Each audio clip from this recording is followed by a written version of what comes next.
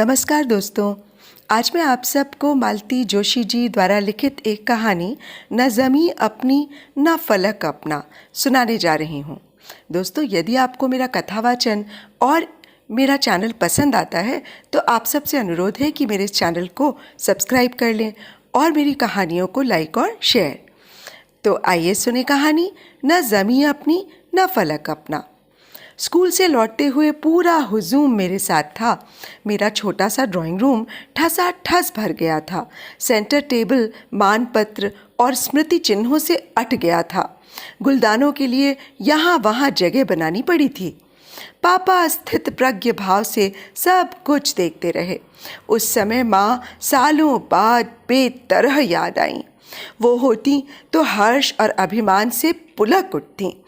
इन सब लोगों को जिद करके रोक लेती, बिना खिलाए पिलाए जाने न देती। पर पापा, उनसे ये सब आशा करना व्यर्थ ही था। उन लोगों के प्रणाम का उत्तर इतने निर्लिप्त भाव से दिया था कि मैं शर्म से गड़ गई थी। बैठो ना, एक एक कप चाय हो जाए, मैंने इसरार किया।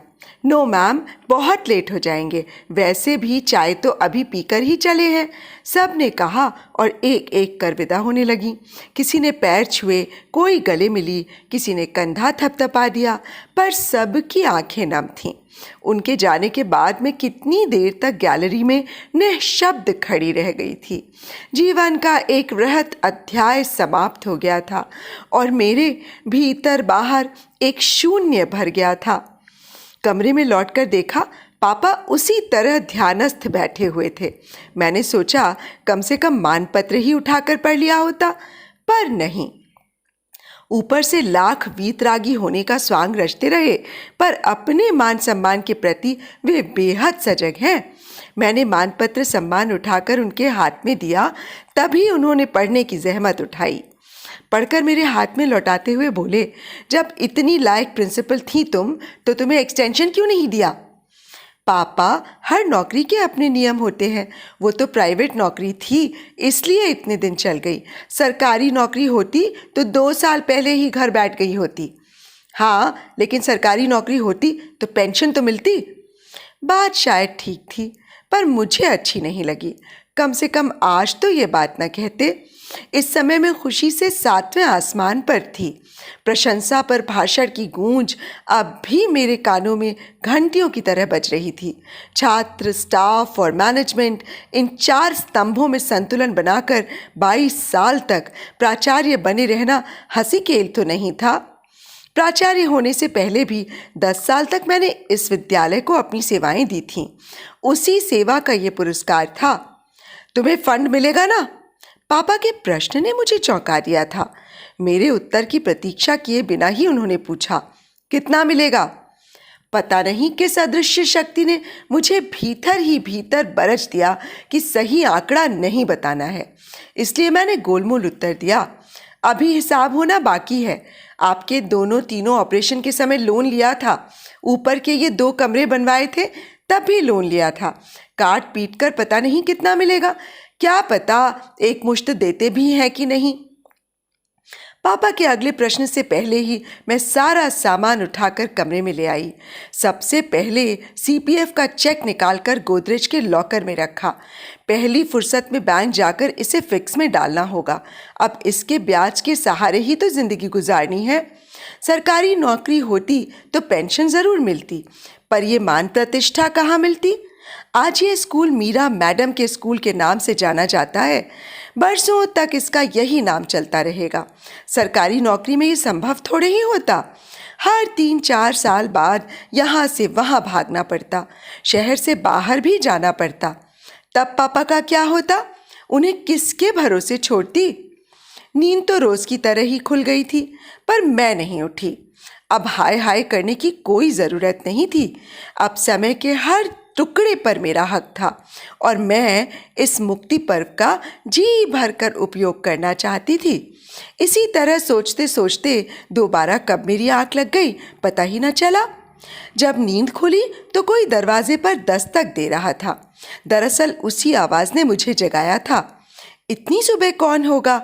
सोचते हुए मैंने दोनों कंधों पर शॉल ले लिया और दरवाज़ा खोल दिया। पापा थे। 8:30 बज रहे हैं, चाय कब मिलेगी? उनकी आवाज़ में तल्खी थी और मैं एकदम ज़मीन पर आ गई। रिटायरमेंट के बाद स्कूल की जिम्मेदारियां तो ख़त्म हो गई थीं, पर घर की तो यथावत हैं और रहेंगी। उनसे तो मुक्ति संभव नहीं है।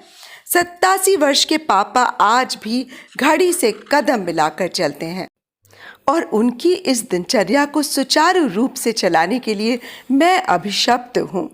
चाय बनाते हुए सोचा कि कल से राधा से कहूँगी कि सुबह 7 बजे ही आ जाया करे, पर वो 2 घंटे ज़्यादा काम करेगी तो उसके पैसे भी मांगेगी। क्या दे पाऊँगी? मुझे तो लग रहा है कि कुछ दिनों बाद मैं राधा को भी सपोर्ट नहीं कर पाऊँगी। अब तो जो संचित धनराशि है उसी पर गुजारा करना है। पापा को चाय देकर मैं नहाने चली गई। नल की धार के साथ मैं अचानक ही गुनगुना उठी थी, हम प्यार में जलने वालों को चैन कहाँ है, आराम कहाँ, हम प्यार में जलने वालों को। ये 2 जुमले बिल्कुल सही मालूम हो रहे थे। नहाकर निकली तब तक राधा आ चुकी थी। उसे चाय बनाने के लिए कही रही थी कि दरवाजे की घंटी बजी। दरवाज़ा खोला और चकित रह गई। आइए, हम दोनों ही एक दूसरे को देखकर चौंक गए। आज तुम घर पर कैसे? उन्होंने पूछा। मैं कहना चाह रही थी कि आज आप रास्ता कैसे भूल गए, प्रकट रूप से इतना ही कहा। अब मैं रिटायर हो गई हूँ, अब हमेशा घर पर ही मिलूंगी। वे कमरे में आकर इत्मीनान से बैठ गए। मैंने उनके सामने दोनों समाचार पत्र डाल दिए और राधा से आकर कहा, चाय थोड़ी और बढ़ा देना, भाई साहब आए हैं। उनकी तो अलगई बनेगी, काली नींबू वाली। तुम्हें कैसे पता? रोजा ही तो बनाते हैं। मुझे घोर आश्चर्य हुआ। मतलब भाई रोज आ रहे हैं और पापा ने कभी जिक्र नहीं किया।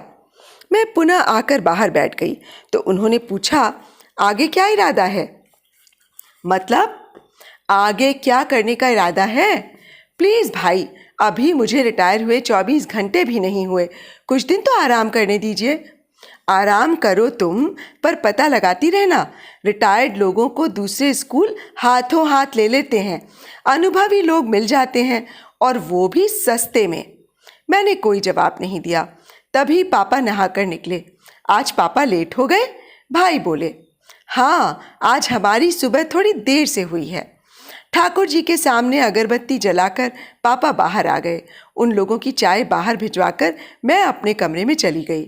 दोपहर खाना खाते समय मैंने कैजुअली पूछ लिया, आजकल भाई शायद रोज आ रहे हैं? अच्छा है, देर आए दुरुस्त आए। तुमसे किसने कहा? राधा ने चुगली की होगी, इसीलिए कहता हूँ नौकरों को ज़्यादा मुँह ना लगाया करो। इसमें चुगली खाने जैसी तो कोई बात नहीं है पापा। मैं उनके लिए चाय ले जा रही थी तो उसने कहा, भाई साहब ऐसी चाय नहीं पीते। मैं रोज़ उनके लिए नींबू वाली चाय बनाती हूँ। भाई का आना कोई ऐसी बात तो थी नहीं कि जिसे गुप्त रखा जाए। पापा कुछ नहीं बोले। अपनी नाराज़गी व्यक्त करने के लिए कुछ देर मुंह फुलाए बैठे रहे। कुछ क्षणों बाद खुद ही बोले, बबलू आजकल बड़ा परेशान चल रहा है। क्यों? बेटी की शादी जो करनी है तो उसमें परेशान होने जैसी क्या है? जैसे 2 बेटों की शादी की वैसे ही बेटी की भी हो जाएगी। बेटी की शादी ऐसे नहीं हो जाती, उसमें पैसे लगते हैं। तो भाई के पास पैसों की कमी है क्या? इतनी अच्छी नौकरी से रिटायर हुए हैं, तगड़ी पेंशन मिलती है। एक इंजीनियर बेटा अमेरिका में चांदी कूट रहा है, डॉक्टर बेटा ऑस्ट्रेलिया में टकसाल खोले हुए है और इन दोनों सपूतों की पढ़ाई पर भाई ने पाई भी खर्च नहीं की। सब कुछ आपने ही तो किया। नहीं, मैंने दोनों के एडमिशन पर सिर्फ कंपटीशन फीस दी थी, बाकी तो सब बाप की हैसियत से उसी ने किया है। और इन लोगों की एडमिशन फीस देते देते आपका बैंक खाली हो गया, पर डॉक्टर साहब ने आज तक एक टॉनिक की बोतल तक आपको नज़र नहीं की। अमेरिका वाला तो कभी फ़ोन भी नहीं करता, लेना देना तो दूर की बात है। वे लोग अपने बाप को नहीं पूछते तो मेरी क्या सुध लेंगे। मतलब रवायत चली आ रही है। क्या? पापा अब एकदम चौकन्ने हो गए थे। कुछ नहीं, आप खा चुके हो तो बोलिए, मैं प्लेटें उठा लूँ। स्कूल का चपरासी फेयरवेल समारोह के फ़ोटो देने आया था। उसे बख्शीश देकर विदा करने के बाद मैं भीतर आई तो देखा पापा उत्सुकता से मेरी प्रतीक्षा कर रहे हैं। कौन था? गोपीनाथ था। उस दिन वाले फ़ोटोज़ देने के लिए आया था और ये ग्रुप फ़ोटो भी फ्रेम करके लाया है, देखेंगे? उन्होंने ज़रा भी रुचि न दिखाते हुए कहा। ओह, मुझे लगा तुम्हारे फंड का चेक आया है। आ जाएगा, देर सवेर वो भी आ जाएगा। जल्दी क्या है? जल्दी तो कुछ नहीं है। खैर, मैं चाह रहा था कि बेटी की शादी के लिए तुम भी बबलू को कुछ देती तो अच्छा लगता। बबलू की बेटी की शादी से मेरा क्या वास्ता है? तमीज़ से बात करो। वे गुर्राए। वो तुम्हारा बड़ा भाई है, तो आदरणीय दादा भाई की बिटिया की शादी में हमें भी कंट्रीब्यूट करना पड़ेगा। क्यों? क्या तुम इस्तर घर की बेटी नहीं हो? अमृता तुम्हारी कोई नहीं है? अच्छा हुआ आपने याद दिला दिया। तो पापा, आपको ये भी याद दिला दूं कि घर की बेटी अब तक अनब्याही है। ये तुम्हारी उम्र है शादी करने की। कभी तो रही होगी, पर आज अमृता के लिए कितने बेचैन हो रहे हैं आप, व्यग्र हो रहे हैं, उतने मेरे लिए तो कभी नहीं हुए। पापा फटी फटी आंखों से मुझे देखते रह गए। अपनी शादी की बात मैं इतनी बेबाकी से करूंगी, इस बात पर उन्हें विश्वास नहीं हो रहा था।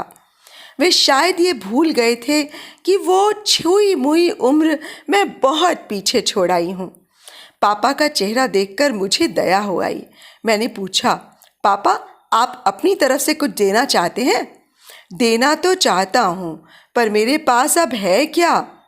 तो निश्चित रहिए, शादी के समय तक कुछ ना कुछ व्यवस्था हो ही जाएगी, पर जो भी देना हो अपने हाथ से दीजिए। मेरे कंधे पर बंदूक रखकर चलाने की ज़रूरत नहीं है। पापा का चेहरा एकदम तनाव मुक्त हो गया। जो बात वे कह नहीं पा रहे थे वो मैंने कह दी थी। इन दिनों अपरिचित लोगों की आवाजाही एकदम बढ़ गई थी। वे लोग पूरे घर का चक्कर लगा जाते। एक दो बार तो मेरे कमरे में भी घुसे चले आए थे। नॉक करने की भी जहमत नहीं उठाई थी। एक दिन तो मैं एकदम झल्ला ही गई थी। पापा, कौन है ये लोग? इन्हें ज़रा भी तमीज़ नहीं है। उत्तर में पापा ने शांत भाव से कहा था, बेबी, मैं ये घर बेचने की सोच रहा हूँ। घर बेच देंगे तो फिर रहेंगे कहाँ? यहाँ पर जो मल्टी बनेगी, बिल्डर एक फ्लैट हमें दे देगा। तब तक वो हमारे लिए किराए के मकान का प्रबंध करेगा। मतलब सब कुछ एक तरह से तय हो गया है। हाँ, बबलू ने एक तरह से सब तय ही कर दिया है। मैं तो इन मामलों में एकदम कोरा हूँ। अब समझ में आया। क्या?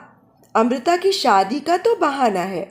दरअसल बबलू जी अब ये घर हथियाना चाहते हैं, इसीलिए आपका इमोशनल ब्लैकमेलिंग किया जा रहा है। इसमें ब्लैकमेलिंग की क्या बात है? क्या उसका इस घर पर हक नहीं है? बिल्कुल हक है, पर कुछ दिन रुक तो सकते थे। जीते जी आपको इस घर से निकालने की क्या ज़रूरत थी? वो चाहता है मैं कुछ दिन अच्छे घर में बिताऊं, तो अपने आलीशान बंगले में ले जाए ना। मेरे ख्याल से गृह प्रवेश के बाद आपने उस घर में कदम भी ना रखा होगा। पापा चुप रहे। इस उम्र में फ्लैट में गुजारा कर पाएंगे आप? आपका दम नहीं घुटेगा? पापा चुप बने रहे। असल बात क्या है जानते हैं आप? उन्हें डर है कि बाद में पूरे घर पर मैं ही कब्जा न कर लूं, इसलिए दूरंदेशी दिखा रहे हैं। उनसे कह दीजिएगा, अपना हक तो मैं वैसे भी नहीं छोड़ूंगी। मुझे भी एक फ्लैट चाहिए अलग से, नहीं तो मैं डील साइन नहीं करूंगी। और मेरी साइन के बिना अगर आपने काम शुरू कर दिया तो मैं स्टे ले आऊंगी। तुम आजकल बहुत बोलने लगी हो। क्या करूं, मेरी ओर से बोलने वाला तो कोई है नहीं, इसलिए अपनी पैरवी खुद ही करनी पड़ रही है। 2-4 दिन बाद भाई से सामना हुआ तो उन्होंने छूटते ही पूछा, पापा बता रहे थे कि तुम्हें एक अलग से फ्लैट चाहिए? जी हाँ, आपने ठीक सुना है। अलग फ्लैट का क्या करोगी? भाई, लोग फ्लैट का क्या करते हैं? रहते हैं या किराए पर उठा देते हैं। मैं भी वही करूँगी। पर तुम तो पापा के साथ रहोगी ना, तो अपने वाला किराए पे उठा दूंगी। आखिर कुछ खर्चे पानी के लिए भी तो चाहिए। मुझे कोई आपकी तरह तगड़ी पेंशन थोड़ी ही मिलती है। पापा की तो पेंशन आती है। कितनी है जानते हैं? बाबा आदम के ज़माने की पेंशन है। उनकी दवाइयों के लिए ही पूरी नहीं पड़ती, और इस बीच उनके ऑपरेशन भी तो कितने हुए हैं। दोनों आँखों का, प्रोस्टेट का, 2 हार्निया के, सबका खर्च मुझे ही उठाना पड़ा था। उनकी पेंशन में तो गुंजाइश ही नहीं थी। भाई अपना सा मुँह लेकर रह गए और विषय वहीं समाप्त कर दिया। उस दिन हम तीनों छत पर बैठकर चाय पी रहे थे कि मेरी नज़र सड़क पार गई। अरे, ये गुरुजी की कोठी को क्या हो गया? अपने बिल्डर ने ही तो खरीदी है, भाई ने बताया। लोग क्या पागल हो गए हैं? अच्छे भले घर को गिराकर मल्टी बनवा रहे हैं। इतनी आलीशान कोठी में रहने वाला सुबोध अब 3 कमरों में गुजारा करेगा। 3 कमरों में क्यों, उसने ऊपर का पूरा फ्लोर ले लिया है। कैसे? उसकी तीनों बहनों ने अपना अपना हिस्सा भी उसे दे दिया। चारों हिस्से मिलाकर वो एक भव्य फ्लैट बनवा रहा है, 6 बेडरूम वाला। सर्वेंट क्वार्टर का भी स्पेस है। सुना है कि अपनी लिफ्ट भी अलग से लगवाएगा। कुछ लड़कियां बड़ी समझदार होती हैं, पापा ने जैसे अपने आप से कहा, पर उनका इशारा मैं समझ गई। एकदम सुलग उठी मैं। समझदार क्यों नहीं होंगी? वो करोड़पतियों के यहाँ ब्याही गई हैं, उनकी अपनी हवेलियाँ हैं, फ्लैट का वे क्या करेंगी? और इस घर का जो देना पावना है वो भी वे ले चुकी हैं। गुरुजी ने कितनी शानदार शादियाँ की थीं, हम लोगों ने देखी तो हैं, और तीनों को इतना दिया है कि उसकी कोई गिनती ही नहीं है। तुम इतना एक्साइट क्यों हो रही हो? पापा ने तो बस एक बात कही थी, भाई बोले। मैं भी तो एक बात ही कह रही हूँ भाई। आप लोगों ने अगर मेरी शादी कर दी होती, चाहे साधारण घर में ही की होती, तो मैं आपके इस खंडहर नुमा घर की ओर झांकती भी नहीं। अपने घर परिवार को लेकर मगन रहती, पर मेरे पास अपना कुछ भी तो नहीं है। शादी न करने का फैसला शायद तुम्हारा अपना ही था। वो आपसे किसने कह दिया? मैंने सुना था। आप सुनी सुनाई बातों पर यकीन कर लेते हैं, एक बार तस्दीक करने की भी कोशिश नहीं किया आपने? मैंने सुना था माँ ने तुमसे वचन ले लिया है कि तुम शादी नहीं करोगी। माँ ने ऐसा कोई वचन नहीं लिया था, मैंने तैश में आकर कहा। माँ ने कहा था पापा का ख्याल रखना, तो उनका ख्याल रख ही रही हूँ, और किसी ने उनका जिम्मा लेने की पेशकश नहीं की तो आजीवन रखती रहूंगी। बोलते हुए मेरा चेहरा शायद एकदम तमतमा गया था, क्योंकि पापा और भाई आश्चर्य से मुझे घूरने लगे थे। उस रात देर तक मुझे नींद नहीं आई। मेरा तन बदन जल रहा था, दुख से, गुस्से से, पछतावे से। एक व्यर्थता का बोध मन पर छा गया था। आधी रात के करीब मुझे एक अजीब सा साक्षात्कार हुआ। पहली बार समझ में आया कि माँ ने मेरे साथ क्या छल किया था। उन्होंने मुझसे अविवाहित रहने का वचन तो नहीं लिया था, पर जो जिम्मेदारी मुझे सौंपी थी उसका निहितार्थ तो यही था ना। उन्होंने यही चाहा था कि मैं हमेशा यहीं बनी रहूं और पापा को देखती रहूं, क्योंकि बेटे बहू से तो उनका मोह भंग बहुत जल्दी हो गया था। और इसी बेटे की शादी के लिए माँ कितनी आतुर हो उठी थी। वे जल्दी से जल्दी बहू का मुंह देखना चाहती थी, पोते को गोद में खिलाना चाहती थी। उनकी बीमारी को देखकर उनकी इच्छा का मान रखना ज़रूरी हो गया। आनन फानन में भाई की शादी कर दी गई। उसके बाद माँ 8 साल और जिंदा रहीं, पर बहू ने 4 महीने बाद ही बगावत कर दी। ऐलान कर दिया कि मैं इस घर में नर्स बनने के लिए नहीं आई हूँ, और साल बीतते न बीतते अलग गृहस्थी बसा ली थी। माँ बहू का चेहरा देखने को तरस गई। माँ की पोते को खिलाने की चाह भी अधूरी रह गई। यथा समय पोता हुआ, बल्कि 4 साल में 2 पोते हुए, पर उन्हें बीमार दादी की गोद में देने का सवाल ही नहीं था। भाई ने बस दूर से दिखा दिया। वे बच्चे के गाल भी थपथपा न सकी। बच्चे को माँ ने फौरन वहाँ से हटा दिया। माँ ने उसी समय भविष्य देख लिया होगा, तभी तो पापा का भार मुझे सौंप गई। बाप बेटे दोनों को ही ये व्यवस्था बड़ी सुविधाजनक लगी होगी, इसलिए उन दोनों ने भी इस व्यवस्था में कभी दखल नहीं दिया। भाई अपने आप सारी जिम्मेदारियों से बरी हो गए थे, और पापा भी अपनी और घर की चिंताओं से मुक्त हो गए थे। और इन 2 पाटों के बीच पिसते हुए मेरी आशाओं का, मेरी आस्थाओं का, मेरे अरमानों का कचूमर निकल गया था। आज पहली बार मुझे माँ पर आश्चर्य हो रहा था। जितनी आतुरता उन्हें बहू के लिए थी, उतनी दामाद के लिए क्यों नहीं थी? मरने से पहले उन्होंने कन्यादान का पुण्य क्यों नहीं लेना चाहा? उन्हें सिर्फ पोते का ही अरमान था, नवासे का क्यों नहीं? उनकी बीमारी में तो मेरा घर पर रहना ज़रूरी हो गया था। नौकरी भी मैंने उसके बाद ही की थी, पर जाते समय जिस तरह उन्होंने मुझसे पापा का ख्याल रखने को कहा, पापा से भी कह सकती थी कि बेटी का ख्याल रखना, समय रहते इसकी शादी कर देना। आज ये बात समझ में आ रही है कि सबने अपने स्वार्थ के लिए मेरा भरपूर दोहन किया है, शोषण किया है। उन लोगों के लिए मैं हाड़ मांस की बनी स्त्री नहीं हूँ, उपयोग की एक वस्तु भर हूँ।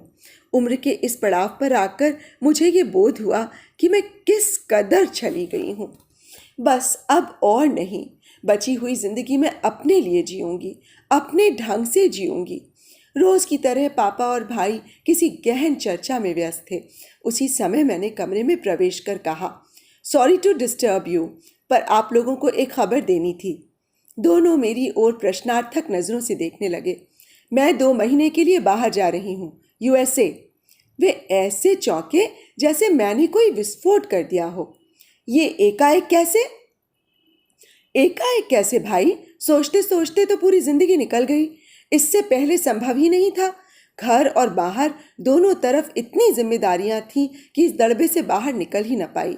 इतने पैसे भी कभी पास में नहीं थे। अब जिम्मेदारियां थोड़ी कम हो गई हैं, थोड़ा पैसा हाथ में आ गया है।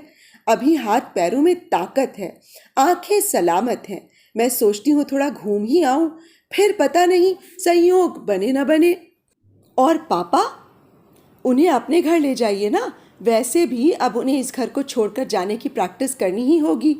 वे ना जाना चाहें तो कोई बात नहीं, यहीं बने रहें। कपड़ा बर्तन और झाड़ू पोछा राधा करती ही है। राधा खाने के साथ साथ चाय नाश्ते का भी देख लेगी।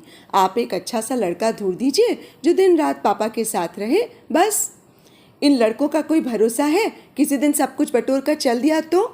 बटोरने के लिए अब इस घर में रखा ही क्या है भाई? सिर्फ कबाड़ भरा हुआ है, 4 बर्तन, मेरी कुछ किताबें और साड़ियाँ। आप कहें तो अपना सामान मैं किसी के यहाँ रख दूंगी, क्योंकि अब दोबारा ख़रीदने की मेरी तो हैसियत नहीं है। भाई जब चले गए तो पापा ने पहली बार मुंह खोला। टिकट बुक करने से पहले एक बार मुझसे पूछ नहीं सकती थी? पूछती तो क्या आप हाँ कर देते? और आपके मना करने के बावजूद मैं चली जाती तो क्या अच्छा लगता? पापा, मेरी जिंदगी के कई निर्णय इसलिए लंबित रह गए कि उस पर आपकी स्वीकृति की मोहर नहीं लग पाई थी। इसलिए इस बार निर्णय का अधिकार मैंने अपने हाथ में ले लिया। पापा का चेहरा एकदम करुण हो आया। उन्हें मैं अपना एक और निर्णय भी सुनाना चाह रही थी, पर उसे मुलतवी कर दिया। अब मैं अमेरिका से लौटकर ही उन्हें बताऊंगी कि उत्तराखंड के एक आवासीय विद्यालय के प्राचार्य पद का नियुक्ति पत्र मेरे पास आ गया है। वहाँ मेरा जाना एकदम तय है। पापा के प्रति वचनबद्ध हूँ, इसलिए वे अगर साथ आना चाहेंगे तो मुझे खुशी होगी। अगर वे यहीं रहना चाहेंगे तब भी खर्च की पूरी जिम्मेदारी मेरी होगी। बस भाई देखभाल का जिम्मा ले लें। जिंदगी भर पापा के लिए कुछ नहीं किया, अब कम से कम इतना तो करें। बुढ़ापे की दहलीज पर वे भी खड़े हैं। दोबारा नौकरी का ज़रा भी मन नहीं था। सालों साल काम करने के बाद ये अवकाश मिला था और मैं वे अवकाश के क्षण, ये रिटायरमेंट खूब एंजॉय करना चाहती थी। पास में जो कुछ जमा पूंजी थी उसके सहारे ज़िंदगी गुजार देती मैं। पर आदमी केवल पैसों पर नहीं जीता, उसे प्यार भी तो चाहिए। अपने आसपास के निष्प्रेम वातावरण से 4 महीने में ही हाफ उठी थी मैं। वातावरण तो शायद पहले से ही ऐसा था, तब सोचने की फुर्सत नहीं थी। अब जब फुर्सत ही फुर्सत है तो कई बातें बहुत चुभने लगी हैं। इसीलिए यहाँ से दूर जाना चाहती हूँ, अपने को फिर से काम में झोंक देना चाहती हूँ। अपनी सारी ऊर्जा नए वातावरण को आत्मसात करने में खर्च कर दूँगी। बदले में मुझे और कुछ नहीं तो कम से कम छात्राओं का प्रेम तो मिलेगा। उस पूंजी के सहारे बची हुई जिंदगी आराम से कट जाएगी। तो अभी आप सुन रहे थे मालती जोशी जी द्वारा लिखित एक कहानी, न ज़मी अपनी न फलक अपना। दोस्तों, आपको मेरा वाचन और ये कहानी कैसी लगी मुझे अवश्य बताइएगा। तो अब मुझे इजाज़त दीजिए। नमस्कार।